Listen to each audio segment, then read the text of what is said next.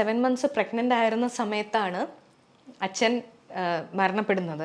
അച്ഛൻ കാസർഗോഡ് DCCയിൽ ഒരു programme attend ചെയ്തിട്ട് തിരിച്ചു വരുന്ന വഴിയിൽ വാഹനം ചെറുതായിട്ട് ചെറിയൊരു ആക്സിഡൻറ്റ്.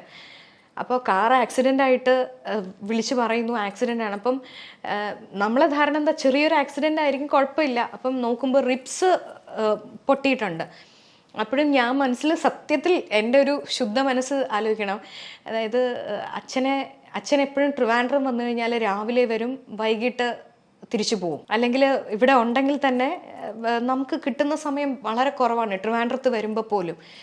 അപ്പോൾ ഞാൻ വിചാരിക്കുന്ന ആ റിബ്സ് പ്രശ്നമാണെങ്കിൽ കുറച്ച് 3-4 മാസം റെസ്റ്റ് എടുക്കേണ്ടി വരുമല്ലോ സ്വാഭാവികമായിട്ടും.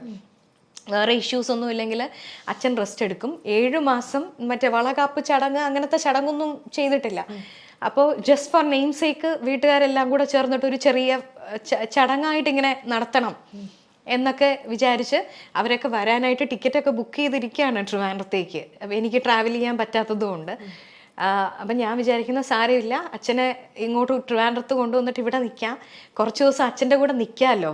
അങ്ങനെ അച്ഛൻ്റെ കൂടെ നിന്ന് കൊതി തീർന്നിട്ടില്ല എന്നുള്ളതാണ്. അച്ഛനൊരു പ്രത്യേകത എന്ന് വെച്ചാൽ അച്ഛൻ മോളെ മോനെന്നേ വിളിക്കൂ, പേര് വിളിക്കത്തില്ല. അപ്പം മോളെയാണോ മരുമോളെയാണോ മോനെയാണോ മരുമോനെയാണോ വിളിക്കുന്നതെന്ന് ആർക്കും മനസ്സിലാവത്തില്ല. എല്ലാവരും